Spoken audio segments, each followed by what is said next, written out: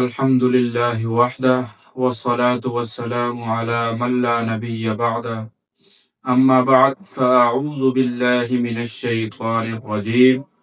بسم الله الرحمن الرحيم إن الذين كفروا سواء عليهم أأنذرتهم أم لم تنذرهم لا يؤمنون ختم الله على قلوبهم وعلى سمعهم وعلى أبصارهم غشاوة وَلَهُمْ عَذَابٌ عَظِيمٌ صدق اللہ العظیم۔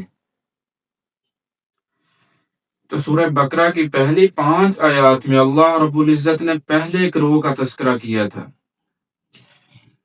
وہ گروہ مومنین کا گروہ ہے۔ اب یہاں سے اللہ رب العزت دوسرے گروہ کا تذکرہ بیان فرما رہے ہیں۔ اللہ رب العزت فرماتے ہیں ان الذین کفروا سواء علیہم اانذرتہم ام لم تنذرہم لا یؤمنون،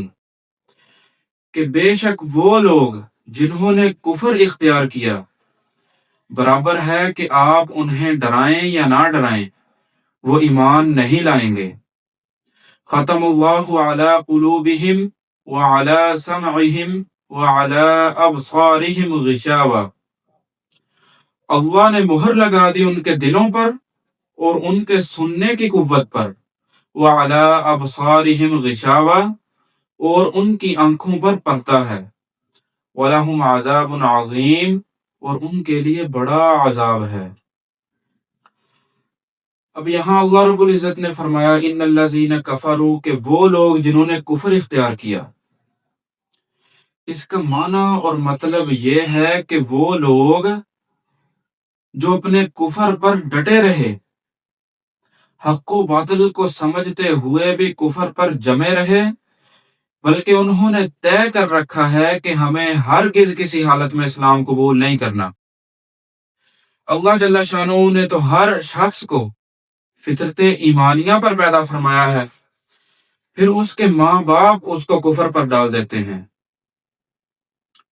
اور وہ اپنے ماحول اور معاشرے کی وجہ سے ایمانی استعداد کو کھو بیٹھتا ہے